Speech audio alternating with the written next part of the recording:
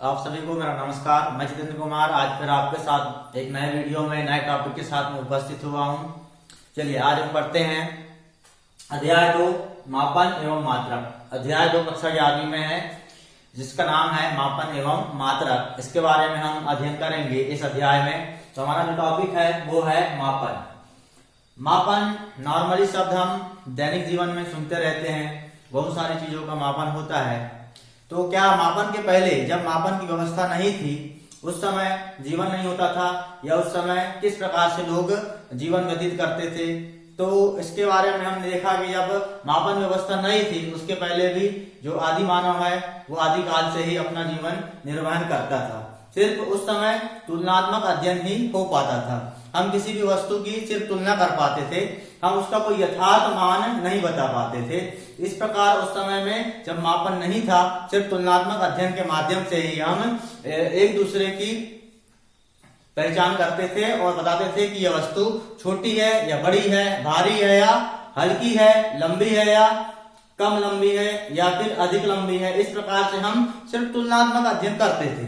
परंतु जैसे जैसे विज्ञान की तरक्की होते गई वैसे वैसे आवश्यकताएं बढ़ती गई और किसी भी वस्तु का यथार्थ मान बताने के लिए मापन की अवधारणा विकसित हुई। तो मापन के द्वारा हम किसी भी वस्तु की यथार्थ मान, किसी भी वस्तु का यथार्थ मान को बता पाते हैं, उसका जो परिमाण है उसको हम निर्धारित कर पाते हैं और हम उसकी यथार्थता को निर्धारित करते हैं। इस प्रकार से मापन बहुत ही आवश्यक है।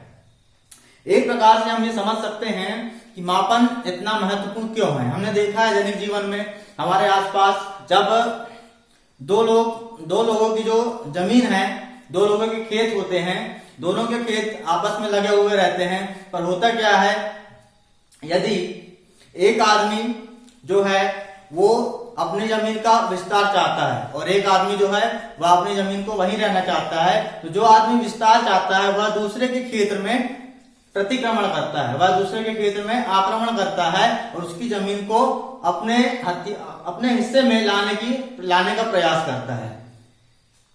किंतु जो दूसरा आदमी है वह उसको रोकता है और कहता है कि नहीं, यह मेरी जमीन है, यह तेरे हिस्से में नहीं है। परंतु जिसकी नीयत खराब है, कहना चाहिए, वो दूसरे की जमीन को भी अपने इसमें ही मिलाना चाहता है। तो यदि मापन व्यवस्था नहीं होगी तो इन दोनों के बीच में क्या होगा, लड़ाई होगी, उसके बाद में बुराई होगी और फिर तरह तरह के कांड होते रहते हैं। सभी आपको सभी है मालूम है। तो एक व्यवस्था बनाई गई कि जमीन को नापा जाएगा क्षेत्रफल के रूप में, जमीन को क्षेत्रफल के रूप में नापा जाएगा और उसको निर्धारित कर दिया जाएगा कि इतनी जमीन तुम्हारी है और इतनी जमीन तुम्हारी है। जब दोनों की जमीन निर्धारित हो जाती है और वह किसी रिकॉर्ड में रहती है, उसके आधार पर जो पटवारी है जब उसको बुलाते हैं तो वह नापता है, बताता है कि तुम्हारी जमीन यहाँ तक है, तुम्हारी जमीन यहाँ तक है। इस प्रकार जो मामला है वह मामले का समाधान शांतिपूर्वक हो जाता है। तो मापन की आप महत्व को यहाँ से बहुत अच्छे तरीके से समझ सकते हैं। बड़ी बड़ी समस्याओं का समाधान जो है बहुत ही शांतिपूर्वक और आसानी से हो जाता है। इसलिए मापन जो है वो बहुत ही महत्वपूर्ण चीज है। इसकी आवश्यकता आप इस उदाहरण के माध्यम से समझ सकते हैं। चलिए आगे बढ़ते हैं हम। मापन जो परिभाषा है क्या, भौतिक राशि का मापन एक निश्चित यादृच्छिक रूप से चुने गए मान्यता प्राप्त मानक से इस राशि की तुलना करना। कोई भी भौतिक राशि है उसकी तुलना हम क्या करते हैं, एक निश्चित और स्वेच्छा, यादृच्छिक मतलब स्वेच्छा से चुने गए मान्यता प्राप्त मानक। ये जो मानक है यह एक चीज मान ली जाती है और उससे हम किसी भी भौतिक राशि की तुलना करते हैं कि यह उससे कितना गुना है, यह उससे कितना गुना है, उसके आधार पर उसका निर्धारण किया जाता है। उदाहरण के लिए यदि मैंने एक पेन लिया, उदाहरण के लिए मैंने एक पेन लिया और मैंने इसका जो द्रव्यमान है उसको 1 किलो मान लिया। इस पेन के द्रव्यमान को 1 किलो मान लिया मैंने, इसका द्रव्यमान 1 किलो है। अब यदि मैं इसके द्रव्यमान के बराबर और एक द्रव्यमान इसमें मिला दूं तो उसको मैं क्या बोलूंगा, 2 किलो बोलूंगा। इसका 2 गुना हो गया, मतलब उसको मैं क्या बोलूंगा, 2 किलो।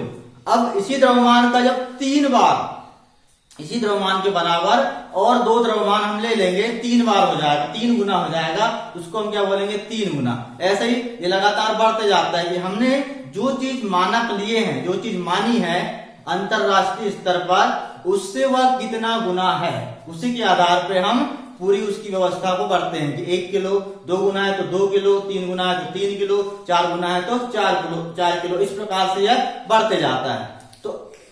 तो ये हमारा मानक होता है। जो मानक राशि होती है वह सर्वमान्य होती है और पूरे विश्व में मानी जाती है। इस मानक से ही भौतिक राशि की तुलना करके हम मापन कर पाते हैं। चलिए आगे बढ़ते हैं। वह राशि जिसकी माप की जाती है भौतिक राशि कहलाती, सीधी सी बात है। उस मानक से हम जिस भी राशि की तुलना कर रहे हैं, जिसका माप कर रहे हैं, वही राशि क्या कहलाती है, भौतिक राशि कहलाती है।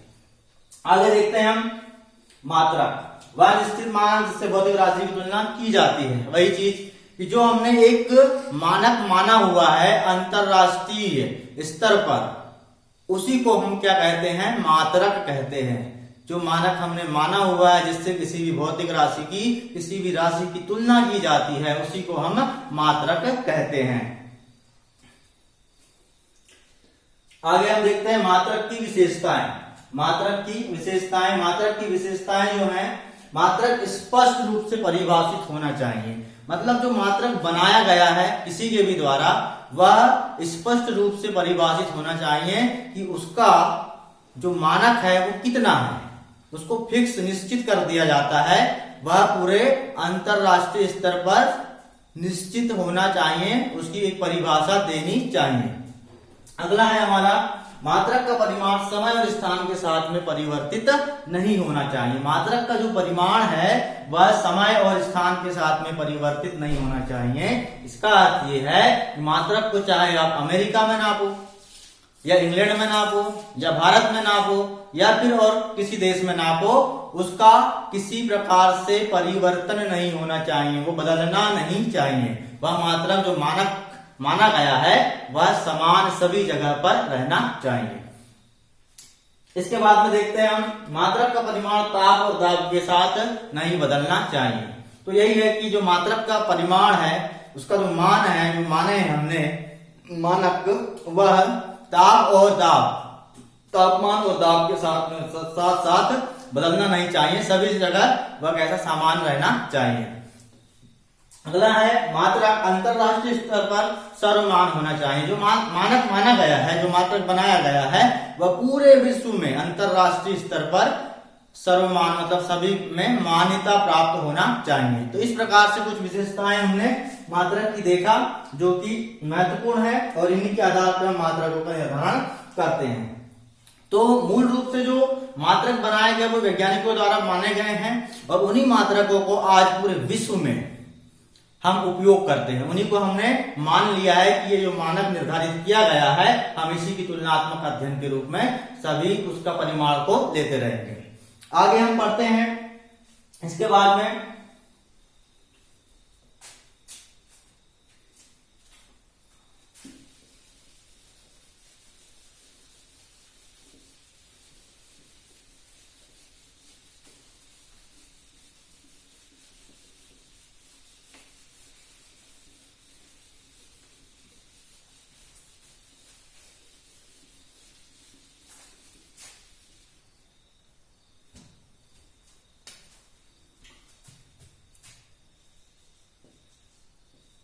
मूल राशियां।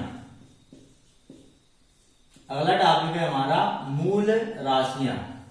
तो वे भौतिक राशि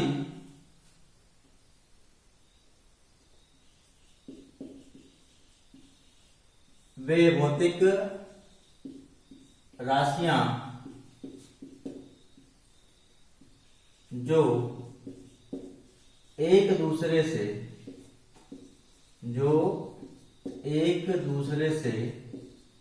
परस्पर स्वतंत्र होती हैं। वे भौतिक राशियां जो एक दूसरे से परस्पर स्वतंत्र होती हैं, मूल राशि कहलाती है। मूल राशि कहलाती है। वे भौतिक राशियां जो एक दूसरे से बिल्कुल स्वतंत्र होती है, मतलब एक दूसरे पे बिल्कुल भी निर्भर नहीं करती। ऐसी राशियों को हम मूल राशियां कहते हैं। ये जो मूल राशियां होते हैं ये भौतिकी का आधार होती है, मतलब मूल रूप से यह भौतिकी के निर्माण में बहुत ही महत्वपूर्ण योगदान देती है और इन्हीं के आधार पर पूरी अन्य राशियों का फिर निर्माण किया जाता है। तो ऐसी कुछ राशियां हैं जो कि एक दूसरे से स्वतंत्र मानी गई हैं, उन राशियों को हम मूल राशियां कहते हैं। इसके हम उदाहरण देख लेते हैं कौन कौन सी मूल राशियां हैं। उदाहरण में देख लेते हैं हम। उदाहरण लंबाई, द्रव्यमान, समय, विद्युत धारा,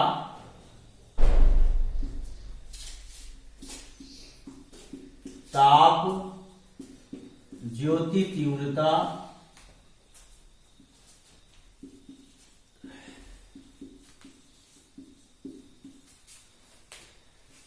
पदार्थ की मात्रा,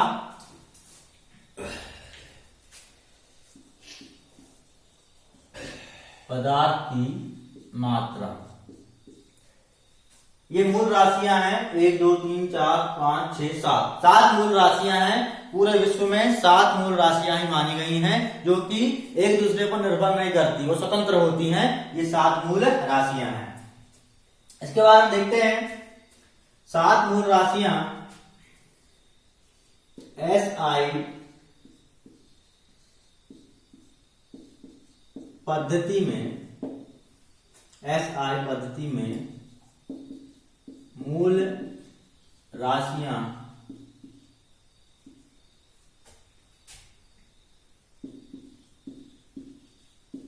उनके मात्रक तथा संकेत।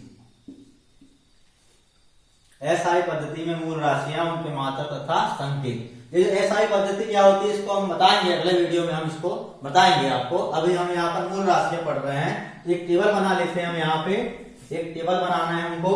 हम इनको एक व्यवस्थित क्रम में पढ़ते हैं ताकि हमें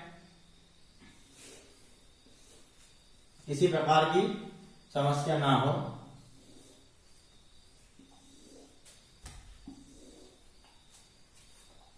यहां लिख लेंगे हम क्रमांक, यहां लिख लेंगे हम मूल राशि, क्रमांक मूल राशि, यहां लिख लेंगे उसका मात्रक और यहां लिखेंगे उसका संकेत, मात्रक संकेत। इसको यहां से बंद कर देंगे हम। चलिए नंबर 1 मूल राशि हमारी लंबाई।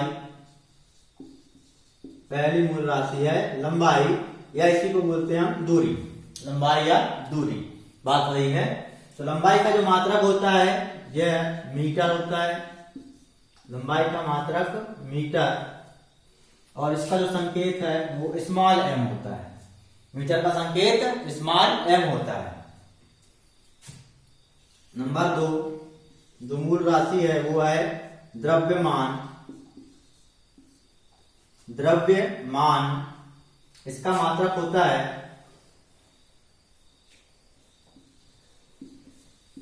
किलोग्राम। द्रव्यमान का मात्रक होता है किलोग्राम और इसका जो संकेत होता है केजी, स्मॉल केजी। अगला है नंबर 3, तीसरी मूल राशि है समय। समय का मात्रक होता है सेकंड और इसका जो संकेत है वो स्मॉल s। अगला है नंबर 4 विद्युत धारा। विद्युत धारा, इसका जो मात्रक होता है एम्पियर होता है। विद्युत धारा का मात्रक एम्पियर होता है और इसका जो संकेत है ये कैपिटल A होता है। यहाँ ध्यान देने वाली बात है, विद्युत धारा का जो संकेत है इसको हम बड़ा A, कैपिटल A से दर्शाते हैं। नंबर 5, इसके बाद में आता है ताप। ताप का मात्रक होता है केल्विन। ताप का मात्रक होता है केल्विन। और इसका जो संकेत है वो होता है बड़ा के, केल्विन का के। अगला है नंबर 6, ज्योति तीव्रता। ज्योति तीव्रता, ज्योति तीव्रता, इसका जो मात्रक होता है ये होता है कैंडेला, कैंडेला। और इसका जो संकेत है ये होता है small C small D C D. अगला है नंबर 7, जो हमारे पास में मूल राशि 7वें नंबर में, वो है पदार्थ की मात्रा। पदार्थ की मात्रा, इसका जो मात्रक है वो होता है मोल। पदार्थ की मात्रा का जो मात्रक है वह क्या होता है, मोल। और इसका संकेत होता है स्मॉल MOL, मोल। इस प्रकार से हमने 7 मूल राशियां, उनके मात्रक और उनके संकेत के बारे में अध्ययन किया। ओके, धन्यवाद। चैनल को सब्सक्राइब जरूर करें और वीडियो को लाइक और शेयर जरूर करें। धन्यवाद, नमस्कार।